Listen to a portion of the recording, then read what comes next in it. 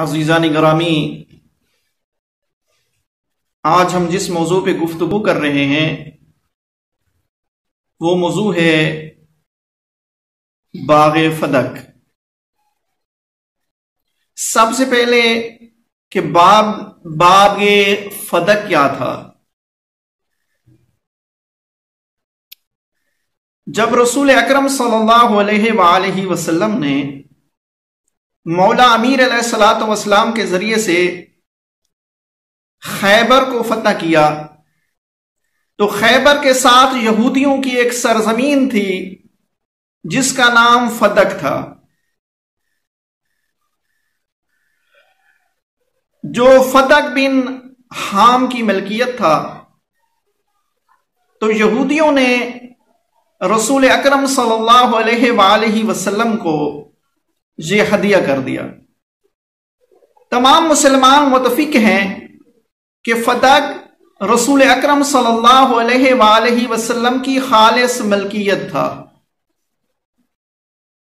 اور جب قرآن مجید کی یہ آیت نازل ہوئی کہ اے رسول اپنے قریبیوں کو اپنا حق دے دو، تو تمام مفسرین لکھتے ہیں کہ جناب رسول اکرم صلی اللہ علیہ وآلہ وسلم نے یہ باغ فدق جناب زہرا سلام اللہ علیہا کو دے دیا۔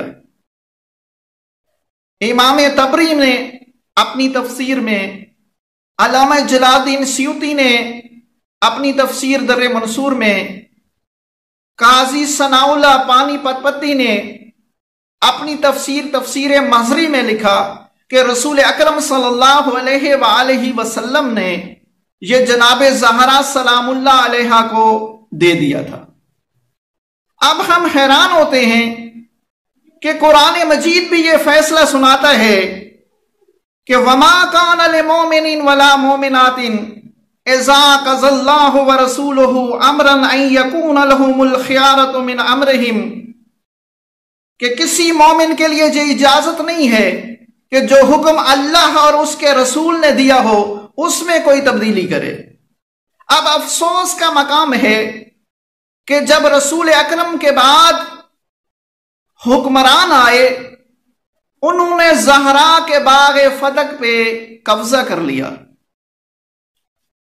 حالانکہ قرآن صاف ظاہر ہمیں بتاتا ہے یوصیکم اللہ فی اولادکم للذکر مثل حظ الانثیین، اللہ اولاد کے بارے میں تمہیں وصیت کرتا ہے کہ مرد کا جو حصہ ہے اس کا نصف حصہ عورتوں کے لیے ہے۔ اور دوسری آیت میں پھر ارشاد ہوتا ہے وَلِكُلِّ جَعَلْنَا مَوَالِيَ مِمَّا تَرَكَ الْوَلَدَانِ وَالْأَقْرَبُونَ، کہ جو ترکہ ماں باپ یا قریبی چھوڑ جائیں تو ہم نے ہر ایک کے لیے اس کا وارث قرار دیا ہے۔ لفظ والے کلے یہ دلیل ہے کہ ہر ایک کو اس کے والدین سے وراثت ملتی ہے۔ اگر کوئی کہتا ہے کہ رسول اکرم کی یہ حدیث ہے لا نارث ولا نورث ما ترکنا صدقات نحن مشارع الانبیاء، کہ نبیوں کا یہ شیوا ہے کہ ان کا کوئی وارث نہیں ہوتا، نہ وہ کسی کے وارث ہوتے ہیں، ان کا مال صدقہ ہوتا ہے، تو پھر ہمیں جواب دیں کہ جناب محمد مصطفیٰ صلی اللہ علیہ وآلہ وسلم کا جو گھر تھا وہ در حقیقت جناب عبداللہ کا تھا، تو عبداللہ کی وراثت محمد مصطفیٰ کو کیسے مل گئی؟ جناب ام ایمن جناب عبداللہ کی کنیز تھی، وہ محمد مصطفیٰ کو کس طرح مل گئی؟ اگر میرا دوست یہ حدیث ٹھیک ہوتی تو قرآن اس کی رد بیان نہ کرتا۔ قرآن تو واضح حکم دیتا ہے کہ والدین جب فوت ہو جائیں، والدین جب مر جائیں تو ہر ایک کو وراثت سے اپنا حصہ دیں۔ اگر جناب زہرا کا یہ حصہ نہ ہوتا تو جناب زہرا کبھی مانگنے نہ آتی، جناب زہرا کبھی غصہ نہ ہوتی، جناب زہرا کبھی ناراض نہیں ہوتی، बुखारी शरीफ की दूसरी जिल्द है, उसमें हदीस दर्ज है, रसूल फरमाते हैं अल फातिमा बज़्ज़ातु मिन्नी फमन अग़ज़बहा फ़क़द ग़ज़बनी, कि फातिमा मेरा हिस्सा है, फातिमा मेरा टुकड़ा है, जो उसको नाराज करेगा उसने मुझको नाराज किया। मेरा दोस्त, हदीस में किसी के लिए ये जुमले नहीं है कि रसूल ने फरमाया हो कि जिसने फलां को नाराज किया उसने मुझे नाराज किया।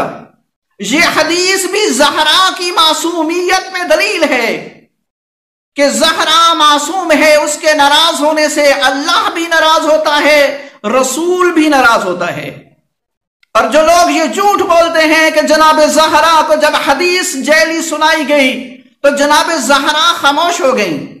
मेरा दोस्त, बुखारी शरीफ है, उसकी दूसरी जिल्द है और उसके ये अल्फाज हैं, फलम तुकल्लिमहु हत्ता तुवफ़ियत, कि जनाब ज़हरा ने विसाल के वक्त तक खुलफाए सलासा से कलाम नहीं किया और मरते दम तक नाराज रही।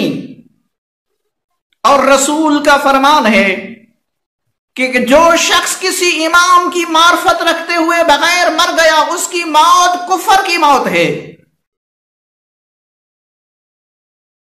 तो जनाब ज़हरा पे तो फर्ज था कि इनकी इज्जत करती, इनका एहतराम करती, लेकिन जनाब ज़हरा का नाराज होना इस बात की दलील है कि ये कोई अल्लाह की तरफ से हाकिम मुकर्रर नहीं थे। अब कभी हमें कहा जाता है ये शियों का झूठ है, जनाब ज़हरा ने कोई हक नहीं मांगा, जनाब ज़हरा नाराज नहीं हुई, जनाब ज़हरा की शहादत नहीं हुई, जनाब ज़हरा का मोहसिन शहीद नहीं हुआ।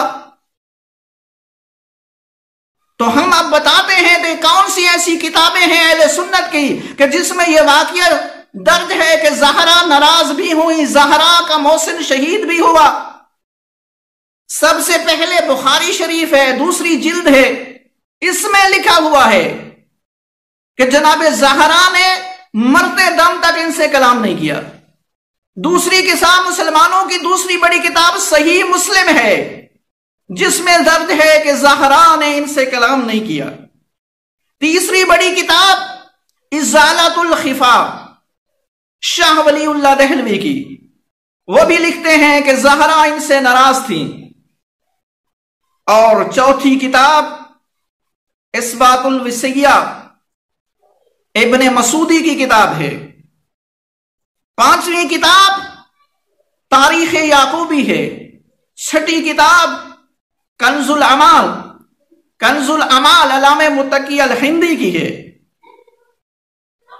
और इब्ने अबी शायबा, उसकी किताब अल मुसन्नफ, इमाम बुखारी के जो उस्ताद हैं उनकी किताब है, वो भी लिखते हैं कि जनाब ज़हरा सलामुल्लाह अलैहा इनसे नाराज थी। और इमाम तबरानी अलैहिर्रहमा मोजिम अल कबीर के अंदर लिखते हैं कि जनाब अबू बकर सिद्दीक ने यह जुमला कहा कि काश मैंने ज़हरा के घर की बेहरुमती ना की होती। और मेरा दोस्त, बात यहां तक नहीं, बल्कि बात यहां तक है कि जनाब ज़हरा सलामुल्लाह अलैहा को शहीद किया गया, उनका मोहसिन भी शहीद हो गया। मारिजुन नबुवा मुल्ला मोइनुद्दीन चिश्ती की किताब है, जिसमें लिखते हैं कि जनाब ज़हरा सलामुल्लाह अलैहा के मोहसिन को शहीद किया गया। अलामा शहरिस्तानी, जिसकी किताब अल मल्ल वल नहल है, उसमें लिखा कि जनाब ज़हरा का मोहसिन शहीद हो गया। इब्ने कतैबा दाइनवरी अपनी किताब अल इमामत वल सियासा में लिखते हैं कि जनाब ज़हरा के मोहसिन को शहीद किया गया। तो मेरा दोस्त, ये ऐसी हकीकत है कि जो उलमाए अहले सुन्नत ने भी उम्मत मुस्लिमा के सामने पेश की है। और रसूल अकरम सल्लल्लाहु अलैहि वसल्लम की एक बेटी जो रसूल अकरम सल्लल्लाहु अलैहि वसल्लम को बहुत प्यारी थी, मुसलमानों ने उसका हक गस्ब कर लिया। दुआ है अल्लाह पाक तमाम मुसलमानों को جناب زہرا سلام اللہ علیہ سے محبت کرنے کی توفیق عطا فرمائے۔ وما الینا الا البلاغ۔